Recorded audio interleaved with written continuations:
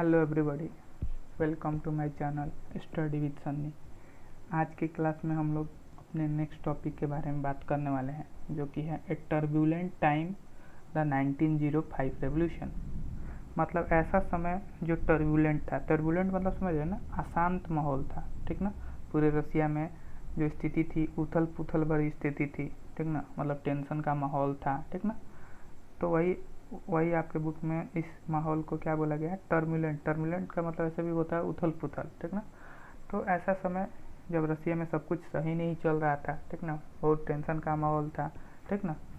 और इसी में क्या होता है, 1905 रेवोल्यूशन होता है, ठीक ना।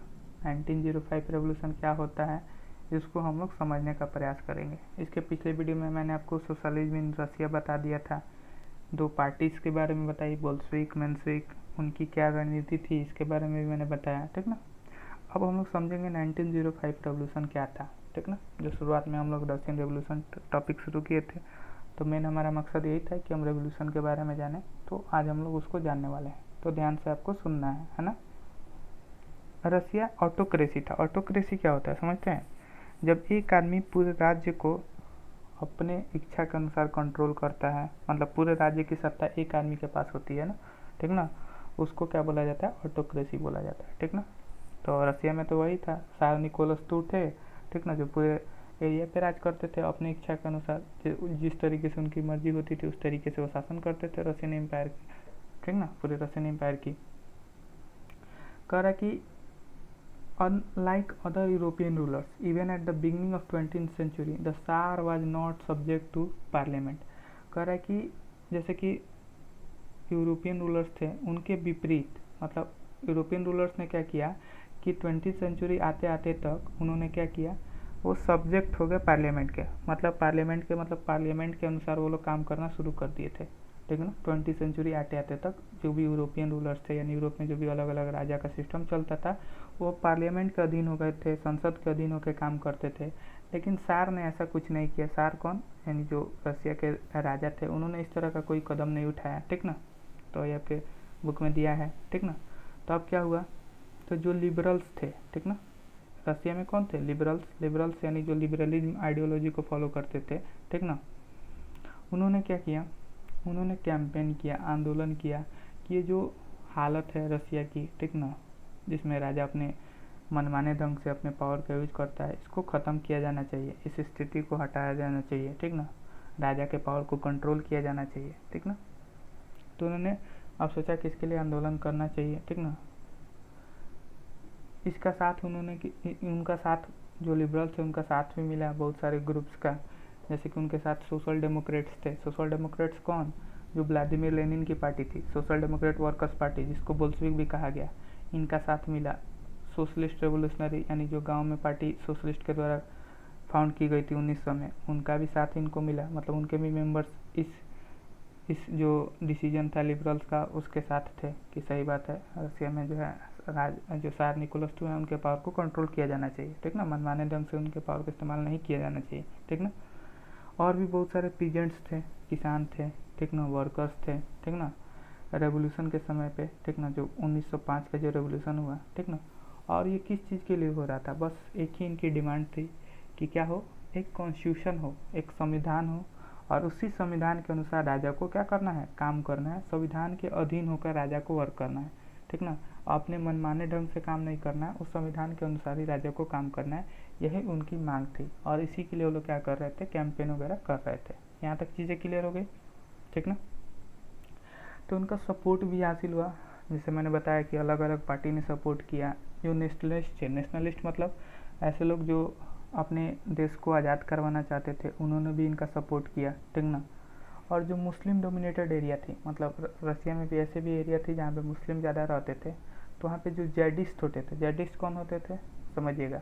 जेडिस्ट मतलब जो मुस्लिम रिफॉर्मर्स होते थे, जो मुस्लिम समाज में कुछ रिफॉर्म लाना चाहते थे, कुछ सुधार लाना चाहते थे, उन्होंने भी क्या किया, जो इस्लाम धर्म को मॉडर्नाइज करना चाहते हैं, आधुनिकरण करना चाहते थे इस्लाम धर्म की, ठीक ना, उन्होंने भी इस तरह की जो भी सिस्टम चल रहे थे, मतलब जो भी राजा के विरुद्ध जो भी आंदोलन का जो चल रहा था प्रक्रिया, उसमें इन्होंने भी क्या किया, साथ दिया उन सारे लोगों का, ठीक ना। तो यहाँ तक आपने देखा कि अब राजा के पावर को कंट्रोल करने के लिए कॉन्स्टिट्यूशन बनाने की डिमांड की जा रही है, और इसमें जो भी एम्पायर में जो भी अलग अलग सोसाइटी के जो भी अलग अलग लोग हैं, सबने क्या किया, लिबरल्स का साथ दिया। ठीक ना, यहाँ तक चीज़ें क्लियर हो गई। अब देखिए, जो 1904 का जो समय था, ईयर जो 1904 का, यानी 1 साल पहले, रेवोल्यूशन के 1 साल पहले का जो साल था, वो थोड़ा सा बैड रहा रशियन वर्कर्स के लिए। मतलब जो रसिया के कामकाजी जो वर्ग थे, ठीक ना, उनके लिए वो साल बहुत ख़राब रहा। पार्टिकुलरली मुख्य तौर पे क्यों ख़राब रहा, क्योंकि उस समय क्या हुआ, जो एसेंशियल गुड्स होते थे, यानी जो खाना हो गया, ठीक ना, खाने वाली जो पदार्थ हो गई, ठीक ना, जो पहनने वाली चीज़ हो गई, ठीक ना, तो उसके दाम जो हो गए वो क्या हो गए, एसेंशियल गुड्स, मतलब ऐसा गुड्स जिसकी आपको डेली लाइफ में ज़रूरत पड़ती है, ठीक ना, तो उसके दाम बढ़ा दिए गए। जैसे ब्रेड का दाम बढ़ा दिएगा, आटे का दाम बढ़ा दिएगा, इस तरीके से, ठीक ना। तो इतना तेज़ी से बढ़ा दिया गया जिससे उनको बहुत ज़्यादा परेशानी हुई, ठीक ना, और रियल वेजेज उनका घट गया। अब जाहिर सी बात है, क्या होगा, दाम बढ़ेगा तो रियल वेजेज घटेगा, ठीक ना।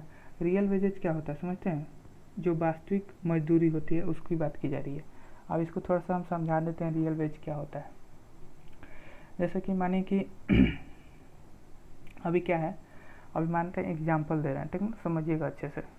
मानिए एक परिवार में 3 लोग हैं, ठीक ना, एक परिवार में कितने लोग हैं, 3 लोग हैं, ठीक ना, 3 लोग हैं। 3 लोग क्या करते हैं, मानिए कि 3 लोग में एक व्यक्ति है जो कहीं काम कर रहा है, किसी फैक्ट्री में काम कर रहा है, ठीक ना, फैक्ट्री में काम कर रहा है, उसको डेली 200 रुपये मिलता है, ठीक ना, डेली 200 रुपये मिलता है। तो क्या करता है, अपने घर के जो भी चीज़ें हैं, जो भी ज़रूरी है, चावल दाल सब्जी वगैरह लेके, मतलब चावल वगैरह दाल वगैरह जो भी ज़रूरी की चीज़ें हैं वो ख़रीद के लाता है 200 में। अब क्या हुआ, उस समय ऐसा साल था जिसमें क्या किया गया, जो एसेंशियल गुड्स थे उसके दाम बढ़ा दिए गए। जैसे कि मानो चावल पहले 100 रुपये मिल जाता था, अब उसको क्या कर दिया गया, 300 रुपये कर दिया गया। तो लेकिन जो इनका जो वेजेज था, मतलब जो तनख्वाह था, जैसे ये काम कर रहा है किसी फैक्ट्री में, लेकिन इसका तनख्वाह नहीं बढ़ाया गया, मतलब इसका जो वेजेज था, डेली का जो वेजेज था उसको बढ़ाया नहीं गया। तो अब जाहिर सी बात है, अब वो उतने पैसे में क्या करेगा, वो जो सारी चीज़ें खरीद के ले जाता था, दाल चावल सब्जी वगैरह, वो खरीद के नहीं ले जाएगा, ठीक ना।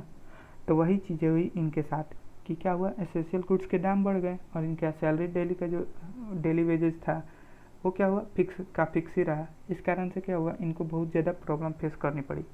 तो इसी को क्या बोला गया, रियल वेज कहा गया। तो आप समझ गए होंगे रियल वेज क्या होता है, ठीक ना। यहाँ तक आपको चीज़ें क्लियर हो गई होंगी, ठीक ना। तो ये प्रॉब्लम था, ठीक ना। और जो मेंबरशिप ऑफ वर्कर्स, आप देखिए जो वर्कर्स का जो मेंबरशिप था, मतलब वर्कर्स ने भी बहुत सारे ग्रुप बनाए हुए थे रसिया में। वर्कर्स ने भी बहुत सारे ग्रुप बनाए हुए थे, ठीक ना। एक तो वर्कर्स ग्रुप का था ही सोशल डेमोक्रेटिक वर्कर्स पार्टी, जो व्लादिमीर लेनिन ने बनाई थी 1897 में। उसके अलावा भी बहुत सारे वर्कर्स का ग्रुप हुआ करता था उस समय, ठीक ना। तो जब ये सारी चीज़ें हो रही थी ना, तो वर्कर्स का जो अलग अलग ग्रुप होता था उसमें बहुत बड़े बड़े संख्या में वर्कर्स ने पार्टिसिपेट किया उस ग्रुप में। क्यों पार्टिसिपेट किया, क्योंकि वो ग्रुप भी क्या कर रही थी, मिल के राजा के खिलाफ विरोध कर रही थी, ठीक ना। वो ग्रुप भी राजा के खिलाफ विरोध कर रही थी, इन सारे सिस्टम के अगेंस्ट होकर वो भी विरोध कर रही थी। इसलिए वहाँ पे भी बहुत सारे वर्कर्स ने उस ग्रुप में पार्टिसिपेट किया कि हम क्या करें, अपने आंदोलन को, जितना ज़्यादा लोग रहेंगे उतना हमारा आंदोलन क्या होगा, स्ट्रांग होगा, और राजा को हमारी बात माननी पड़ेगी, ठीक ना। इस कारण से उन्होंने ऐसा किया। अब देखिए क्या होता है, जब 4 मेंबर यानी 4 सदस्य उसी ग्रुप के, उस सभा के 4 सदस्य, रशियन जो ग्रुप था, रशियन वर्कर्स था, रशियन वर्कर्स का जो ग्रुप था, उसी ग्रुप से जब 4 लोग क्या हुए, ठीक ना, 4 लोगों को 1904 में क्या किया गया, एक आयरन फैक्ट्री थी, ठीक ना, वहाँ से उनको काम से निकाल दिया गया, ठीक ना। रशियन वर्कर का एक ग्रुप हुआ करता था, ठीक ना, जिसमें बहुत सारे मेंबर्स थे। तो उसी मेंबर्स में से 4 ऐसे मेंबर्स थे जो यहाँ पे काम करते थे पुटिलोव आयरन वर्क्स में। तो इनको 1904 में क्या किया गया, इनको अपने काम से निकाल दिया गया, ठीक ना। आप देखिए, काम से निकाल देने के बाद से क्या हुआ, इन्होंने सोचा, यानी जो वर्कर्स ग्रुप था उन्होंने सोचा कि अब क्या करेंगे, हम कार्रवाई करेंगे, ठीक ना। हम अब इस पर क्या करेंगे, कार्रवाई करेंगे, मतलब इस पर हम एक्शन लेंगे कि क्यों बार बार हमको जब मन करता है तब रख लेते हैं, जब मन करता है तब निकाल लेते हैं, इस पर हम विरोध करेंगे, ठीक ना। तो उसके अगले कुछ दिनों तक क्या हुआ, अगले कुछ दिनों तक जब ये चीज़ें घटना हुई, यानी 4 वर्कर्स को निकाल दिया गया ये पुटिलोव आयरन वर्क से, ठीक ना, तो उसके अगले कुछ दिनों में लगभग 1,10,000 वर्कर्स सेंट पीटर्सबर्ग मैंने बताया था ऐसा शहर जहाँ पे कारखाने देखने को मिलते थे, ठीक ना, वहाँ पे क्या हुआ, 1,10,000 वर्कर्स ने स्ट्राइक कर दिया मतलब हड़ताल पर चले गए, ठीक ना। और उन्होंने क्या किया, हड़ताल पर चले गए और उनकी कुछ डिमांड थी, बोले कि अगर आप डिमांड फॉलो मानिएगा तभी हम लोग हड़ताल अपना तोड़ेंगे, ठीक ना। जैसे आप आमतौर पर देखते भी हैं वर्कर्स का हड़ताल होता है तो किस तरह की बातें होती हैं, ठीक ना। तो वहाँ पे भी वही चीज़ें हुई। उनका डिमांड क्या था, उनका डिमांड था कि आप पहले तो क्या कीजिए, जो वर्किंग डे है मतलब जो काम करने की निर्धारित समय है उसको घटाइए, ठीक ना। आप हमसे 12-12 घंटा 16-16 घंटा काम करवाते हैं, ये सही नहीं है। पहले काम करने का जो समय है वो कितना कर दीजिए, 8 घंटा, मतलब हमको 8 घंटा ही काम करना पड़ेगा। सेकेंड, इंक्रीज इन वेजेज, हमारी तनख्वाह बढ़ाइए, ठीक ना। वेजेज मतलब होता है तनख्वाह, ठीक ना, सैलरी, इसको बढ़ाइए। और जो हमारा वर्किंग कंडीशन है, ठीक ना, इसको भी सही कीजिए, मतलब जो काम करने की जो स्थिति होती थी, काम करने का जो जगह होता था वो सही नहीं होता था, ठीक ना। उन लोगों को क्या करना होता था, ऐसी जगह पर काम करना होता था जहाँ कोई साफ़ सफाई का सिस्टम नहीं था, ठीक ना, हेल्थ सिक्योरिटी कुछ नहीं थी, ठीक ना। तो इस तरीके से उन्होंने ये सारी डिमांड की, ठीक ना। ये भी क्वेश्चन आपसे पूछा जाता है, याद रखिएगा क्वेश्चन कि वर्कर्स का क्या डिमांड होता था, ठीक ना। ये चीज़ें क्लियर हो गई। अब देखिए क्या होता है, यहाँ तक उन्होंने विद्रोह करना शुरू किया, अपनी डिमांड भी रखी, ठीक ना, उनकी मांग जो थी उसको भी उन्होंने सामने रखा। अब क्या होता है देखिएगा, जब यही ग्रुप वर्कर्स का जो ग्रुप था जिसके लीडर कौन थे, फादर गैपोन, याद रखिएगा इनका नाम। वर्कर्स के ग्रुप के लीडर कौन थे, फादर गैपोन, ठीक ना। जब ये क्या कर रहे थे, इन्होंने क्या किया, ये राजा के महल पर पहुंच गए। राजा का महल यानी विंटर प्लेस, मतलब ऐसा महल जो विंटर में जहाँ राजा रहते थे जिस महल में, उसको विंटर प्लेस बोला गया, ठीक ना। समर प्लेस विंटर प्लेस ये लोग का होता था, ठीक ना। तो वहाँ पे ये लोग ग्रुप मतलब जो विरोध कर रहे थे, इन्होंने क्या किया, इसी में के एक ग्रुप ऐसी थी जिसको लीड कौन कर रहे थे, फादर गैपोन। वो पहुँच गए राजा के महल के पास, ठीक ना, विंटर पैलेस के पास, ठीक ना। तो जब वो पहुँचे, वो नर्म मतलब वहाँ पे वो पहुँच के नर्म तरीके से रिक्वेस्ट करके मतलब अपनी बातों को रखने का प्रयास कर रहे थे, ठीक ना। मतलब मारपीट करने नहीं गए थे, वो बस अपने राजा को अपनी परेशानियां बताने गए थे। तब तक क्या हुआ, उन पर पुलिस और कोसैक ने क्या किया, आक्रमण कर दिया। कोसैक क्या होता है, जो सीक्रेट पुलिस होती है ना राजा की, राजा जो सीक्रेट पुलिस रखता है अपने लिए, ठीक ना, अपने लिए जो सैनिक रखता है, ठीक ना, उन्होंने क्या किया, इन लोगों पर आक्रमण कर दिया, यानी इन लोगों को अटैक किया, इनके साथ मारपीट की, ठीक ना। और इनके साथ मारपीट करने से क्या हुआ, जो भी उस समय ग्रुप गया था फादर गैपोन के साथ, ठीक ना, उसमें 100 वर्कर्स की जान चली गई और लगभग 300 वर्कर्स क्या हो गए, घायल हो गए, ठीक ना। 300 वर्कर्स घायल हो गए, ठीक ना। यहाँ तक चीज़ें समझ में आ रही है ना बाबू, ठीक ना। तो इसी इंसिडेंट को क्या बोला गया, ब्लडी संडे। ब्लडी संडे क्यों बोला गया, क्वेश्चन पूछा जाता है, क्योंकि ये जो भी घटना हुई थी ना, ठीक ना, वो संडे के दिन हुई थी। तो इसको खूनी संडे के रूप में जाना गया, इस घटना को खूनी संडे के रूप में जाना गया। और इसके बाद मतलब ये जो घटना हुई ना कि 300 सैनिक मतलब 300 वर्कर्स घायल हो गए, 100 मारे गए, ठीक ना, राजा के महल के पास जब वो जाकर अनुरोध कर रहे थे, तो इसके बाद से बहुत सारी इसी तरह की, ठीक ना, सीरीज में बहुत सारी इस तरह की घटना देखने को मिली, ठीक ना, इसी समय में, ठीक ना, इसी समय अंतराल में बहुत सारे कुछ 1-2 दिन के अंतराल में बहुत सारी घटनाएं इसी तरह की देखने को मिली। और इसी को क्या बोला गया, 1905 रेवोल्यूशन बोला गया, ठीक ना। तो 1905 रेवोल्यूशन आपको समझ में आ गया क्या हुआ, ठीक ना, किस तरीके से घटित हुई, क्या कारण रहे 1905 रेवोल्यूशन के, सब मैंने आपको बता दिया, ठीक ना। क्वेश्चन आपसे पूछा जाता है रीजन फॉर 1905 रेवोल्यूशन, तो आपको सारी चीज़ें बतानी होगी, ठीक ना। यहाँ तक चीज़ें क्लियर हो गई, इस तरीके से क्या होता है, ठीक ना। तो जब ये रेवोल्यूशन हुआ, ठीक ना, मतलब जब रेवोल्यूशन हो गया 1905 का, तो पूरे जो कंट्री था रसिया का, पूरा जो एम्पायर था, ठीक ना, वहाँ पे क्या होने शुरू हो गए, स्ट्राइक होना शुरू हो गया। स्ट्राइक मतलब क्या होना, हड़ताल होना शुरू कर दिया, मतलब पूरे कंट्री में लोग हड़ताल करना शुरू कर दिए, ठीक ना। जो यूनिवर्सिटीज़ थी रसिया में उसको बंद कर दिए गए। बंद कर देने के बाद से जो स्टूडेंट्स होते थे वो भी क्या हो गए, वो भी आंदोलन करना मतलब शुरू कर दिए। उन्होंने भी सड़कों पर बाहर निकल के उन्होंने भी इस बात का कंप्लेन किया कि यहाँ पे रसियन एम्पायर में सिविल लिबर्टी नहीं है, मतलब जो नागरिक हैं उनको आज़ादी नहीं है अपने तरीके से काम को करने की, अपने बातों को व्यक्त करने की, ठीक ना। लॉयर्स, डॉक्टर्स, इंजीनियर्स, ठीक ना, ये सारे लोगों ने मिल के क्या किया, जो और भी मिडिल क्लास वर्कर्स थे, इन्होंने मिलकर एक संस्था इस्टेब्लिश किया जिसका नाम था यूनियन ऑफ यूनियंस, ठीक ना। ये भी याद रखिएगा कि union of unions 1 marks question में आपसे पूछा जाएगा, यूनियन ऑफ यूनियंस की स्थापना किसने की थी। तो लॉयर्स, डॉक्टर्स, इंजीनियर और मिडिल क्लास के और भी जो भी वर्कर्स थे उन्होंने मिलकर इस एक ग्रुप का या एक एसोसिएशन का स्थापना किया। और इस ग्रुप का क्या मांग था, इस ग्रुप का यही मांग था कि हमको क्या होनी चाहिए, एक कॉन्स्टिट्यूएंट असेंबली, मतलब एक संवैधानिक सभा का निर्माण करना चाहिए, ठीक ना। संवैधानिक सभा का निर्माण करना चाहिए और संवैधानिक सभा क्या करेगा, राजा के पावर को कंट्रोल करेगा, ठीक ना। उनकी यही मांग थी। ये चीज़ें क्लियर हो गई और ये पूरे रशियन एम्पायर में देखने को ये मिला, मतलब अब राजा के खिलाफ विद्रोह बहुत जोरों शोरों से था, ठीक ना। तो इसी दौरान क्या हो गया, अब राजा समझे कि अब तो मेरा दाल गलने वाला नहीं है, तो उन्होंने कहा कि इस मतलब इनकी बातों को क्या किया, जो भी ये विद्रोह कर रहे थे वर्कर्स ग्रुप या और भी जो भी ग्रुप्स थे विद्रोह कर रहे थे, उनकी बातों को मानना मतलब स्वीकार कर लिया कि हाँ हम आपकी बातों को मानते हैं, ठीक ना। उन्होंने क्या किया, अलाउ किया creation of an elected consultative parliament और ड्यूमा। ड्यूमा क्या होता है समझिएगा, रसिया के जो पार्लियामेंट होता है ना उसको क्या बोला जाता है, ड्यूमा बोला जाता है, ठीक ना। जैसे हमारे संसद को संसद भवन बोला जाता है ना, उसी तरीके से रसिया का पार्लियामेंट को ड्यूमा बोला जाता है। ये भी क्वेश्चन आपसे 1 मार्क्स में पूछा जाता है, what is the name of Russian parliament, तो आंसर होगा ड्यूमा।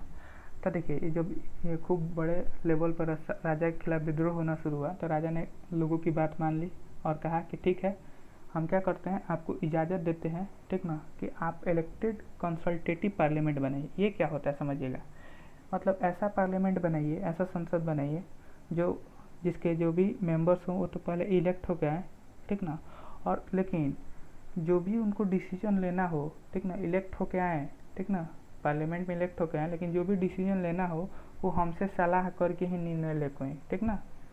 मतलब अभी भी एब्सोल्यूट पावर किसके पास था, राजा के पास ही था, ठीक ना, ये भी ध्यान रखिएगा। उन्होंने सोचा कि इस तरीके से हम क्या करेंगे, ये आंदोलन को शांत कर लेंगे, ठीक ना, और फिर समय आएगा तो फिर अपनी जो पावर है उसका यूज करके लोगों को दबा देंगे और फिर से ऑटोक्रेसी ला देंगे रसिया में। इस तरह का वो प्लानिंग में थे, मतलब इस तरह की उनकी सोच रही होगी, ठीक ना, कि अभी तक ये माहौल गर्मा है, ठीक ना, माहौल में मतलब बहुत ज़्यादा विरोध हो रहा है तो बातों को मान लेते हैं, ठीक ना। तो इस तरीके से उन्होंने प्लान किया, मतलब इस तरीके से मतलब उनकी सोच रही। Correct for a bribe, while during the revolution there existed a large number of trade unions. correct कुछ समय के लिए, ठीक ना, जब ये आंदोलन हो रहे थे, ठीक ना, तो शहर में जितने भी सारे फैक्ट्री थे, फैक्ट्री में बहुत सारे जो वर्कर्स होते थे उनकी बहुत सारी ग्रुप बन चुकी थी, ठीक ना, बहुत सारे अलग अलग वर्कर्स के ग्रुप बन चुके थे, ठीक ना, पूरे रसिया में। तो जैसा कि आपको मैंने बताया था कि 1914 तक क्या था, रसिया में जितने भी पॉलिटिकल पार्टी थी सब गैर कानूनी थी, इसको मैंने पिछले वीडियो में ही बताया था, ठीक ना। तो ये जो भी ग्रुप बनती थी या जो भी कमेटी बनती थी वो क्या होती थी, अनऑफिशियल होती थी, मतलब वो गैर कानूनी तरीके से काम करती थी, ठीक ना। क्योंकि क्या किया जाता था, क्योंकि आपको मैंने बताया है कि ऐसा नियम था कि जो भी है कोई भी पॉलिटिकल पार्टी क्या है, इलीगल है रसिया में 1914 तक। तब क्या हुआ, जब ये सारी चीज़ें हो गई, ठीक ना, तो इन्होंने क्या किया, बात जब मान ली तो उन्होंने एक रूल इम्प्लीमेंट किया, एक रूल लागू किया, ठीक ना। उन्होंने क्या किया कि जितने भी और पार्टियां थी सबको इलीगल घोषित कर दिया, ठीक ना, और पॉलिटिकल एक्टिविटी पर पाबंदी लगा दी।